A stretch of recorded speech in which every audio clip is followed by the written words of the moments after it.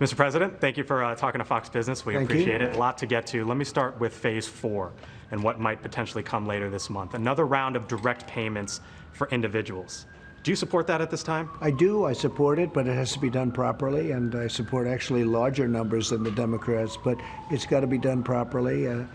We had something where where it gave you a disincentive to work last time, and it was still money going to people and helping people, so I was all for that. But we want to create a very great incentive to work. So we're working on that, and I'm sure we'll all come together. You want the direct payments larger or the uninsurance benefits larger? I want the money getting to people to be larger so they can spend it. I want the money to get there quickly and in a non-complicated fashion. And they wanted to make it too complicated. Also, it was an incentive not to go to work. You'd make more money if you don't go to work. That's not what the country's all about. And people didn't want that. They wanted to go to work, but it didn't make sense because they make more money if they didn't. And we had some of that, and so we don't want to have that. We want to have people get out, and we want to create a tremendous incentive for people to want to go back to work. On that and the uninsurance benefits, Mitch McConnell yesterday signaled his support for an extension, the $600 figure. Do you agree with that number? Do you think it should be less? We're getting together. We're going to meet tonight, and we're going to make a determination, but it's going to be a good number, a substantial number. People are going to be very happy. One thing that's happening, and you see it with the numbers, and we have big numbers coming out. Hopefully they're going to be good. They're very important. But when you see what's happening with jobs, when you see that we're doing record numbers of jobs in the history of our country, we've never created more jobs than what we did last month, that last month number. Retail sales are at a record number, especially when you talk about increase. When you look at percentage increase, nobody's ever seen anything like it. So we're headed back in a very strong fashion with a V, and I think we're going to be very good with the coronavirus. I think that at some point that's going to sort of just disappear, I hope. You still believe so? Disappear? Well, I do. Yeah, sure, at some point. And I think we're going to have a vaccine very soon, too. Speaking of COVID-19, Goldman Sachs put out a model yesterday saying that if there is universal masks, it would be a net positive for GDP. We know the IHME model says that if there were universal masks, that it would be beneficial, it would save lives. So if there is an economic benefit, sir, and there is a public health benefit, sir, why not go forward and say there should be mandatory masks all across this country? Well, I don't know if you need mandatory because you have many places in the country where people stay very long distance. You talk about social distancing, but I'm all for masks. I think masks are good. I would wear, if I were in a group of people and I was close. You would wear one? Oh, I would. Oh, I have. I mean, people have seen me wearing one. If I'm in a group of people where we're not, 10 feet away, but usually I'm not in that position, and everyone's tested. Because I'm the president, they get tested before they see me. But if I were in a tight situation with people, I would absolutely. You think the public will see that at some point? I mean, I'd have no problem. Actually, I had a mask on. I sort of liked the way I looked. Okay, I thought it was okay. It was a dark black mask, and I thought it looked okay. It looked like the Lone Ranger. But no, I have no problem with that. I think, and if people feel good about it, they should do it. I want to ask you about your opponent coming up in November, Joe Biden. He has a much different tax vision than you. He talks about taxing the wealthy, about increasing the corporate rate from 21 to 28%.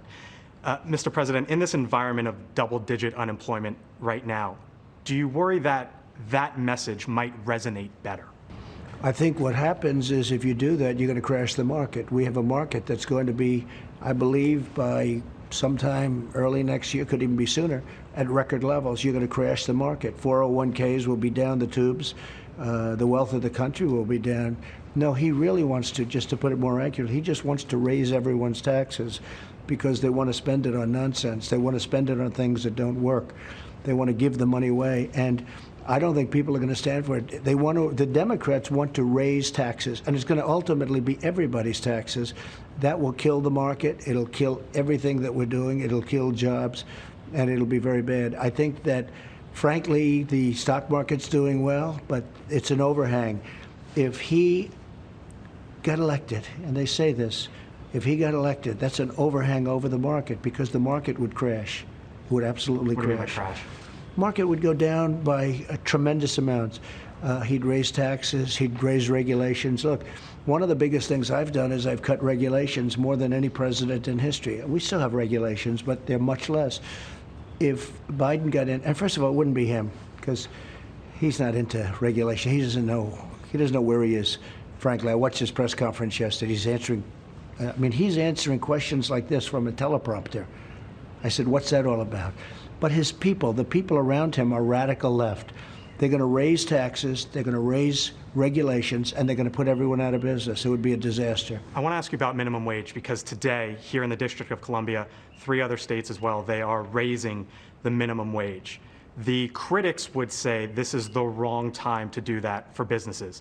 Do you agree? I'm going to have a statement on minimum wage. I feel differently than a lot of people on minimum wage, some people in my own party, but I'll have a statement over the next 2 weeks on minimum wage. In terms of? Well, I think I'm going to have a very positive statement on minimum wage. But look, I'm putting people to work at record numbers. I did it once. We had the greatest economy in the history of our country. Then we got hit with the China virus. It came in, and it came in rather quickly, and we put bans on China, did a lot of things right. I think we did it all right. We did a great job. We're credited with doing a great job, but we had to turn off our country or we would have lost millions of people. We would have lost millions of people, millions and millions. And now we're coming back. We did it once. Best African American, best Hispanic American, best Asian American, best employment numbers we've ever had, best economy we've ever had, best stock market we've ever had. And the beautiful thing is, if you take a look today, the stock market is getting very near those numbers again. That means jobs. You see what happened, you saw what happened last night in New York City with the council there and what it means for the NYPD. What would you want to say to Mayor Bill de Blasio? Well, I'm a big fan of New York's finest. We call him New York's finest policeman. And what he's done to that group of incredible men and women is very sad. It's very sad. I don't mean just the $1 billion, that's a big thing. But even if you go long before this, when they turned around, they turned their backs, his relationship with the police of New York, and these are incredible people, it's been very sad to watch, frankly. Before we go, I want to ask you about Jay Powell as well, because you had talked about this idea of maybe you could demote him, maybe you could potentially even fire him. Based off of what you've seen over the last few months, do you still have those feelings? Well, first of all, I didn't talk about it. The media did. I didn't talk about that. And I would say that I was not happy with him at the beginning, and I'm getting more and more happy with him. I think he stepped up to the plate. He's done a good job. He's had to liquefy a little bit, let us liquefy, let the economy, put out the money that you needed. And I would say that over the last period of 6 months, he's really stepped up to the plate. If you had to make a decision today on his next term, would you keep him? Well, I don't want to say that, but I can tell you I'm very happy with his performance. And Steve Mnuchin, I think they've both done a very good job. They're working together very closely. They've done a very good job. Here we are with the stock market almost where it was. You know that better than anybody. The market is just a little bit shy, not much, of where it was. And before, we had the highest market in history. We're not very far off that. Do you think the stock market needs to be at a certain level come November 3rd? Like, do you view that as a barometer of where you need to be? I think the higher it is, the better it is for me. Do you have a number in mind? I think the Democrats would like to see the country stay closed as long as possible because they figure that's probably good for the election, because it would be bad a little bit for jobs and maybe a lot for jobs. But it's hard, and people want to get back to work. They want to get back to doing what they're doing. We understand this disease now. It's a horrible thing, and it shouldn't have been sent, or it shouldn't have happened. Maybe it was sent, and maybe it wasn't. We'll find out. We're going to figure it all out. But it came from China. Shouldn't have happened. Maybe it was They sent. shouldn't have allowed this to happen. They could have stopped it in China. And they did stop it going into China for the most part, but they didn't stop it. Beijing had a little bit of an outbreak, I understand, recently, but I would view that as somewhat different. They stopped it from going into China, but they didn't stop it from going to the U.S. and the world, and they should have been able to do that. If you get reelected, sir, would you cut another trade deal with Xi Jinping? I'll sort of hold that answer in abeyance. I'm not happy. We made a great deal, but the ink wasn't dry when we got hit with the plague, and the plague came in from China, so I'm not happy. And lastly, sir, on the issue of Russia and bounties, if there's ever a scenario in which Russia puts a bounty on U.S. troops, how would you respond? First of all, they'd hear about it, but we never heard about it because intelligence never found it to be of that level where it would rise to that.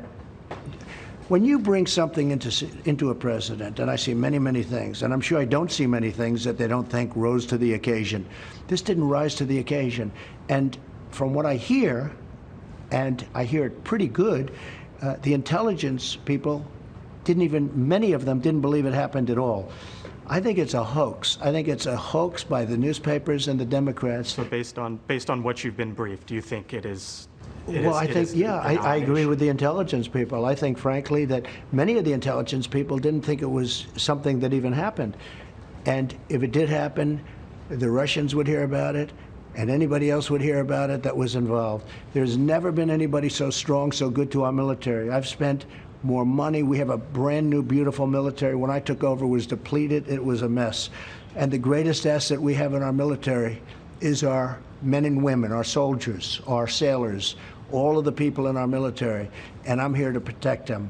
But this was something that never got presented to me, and they know that, never got presented because it didn't rise to that level.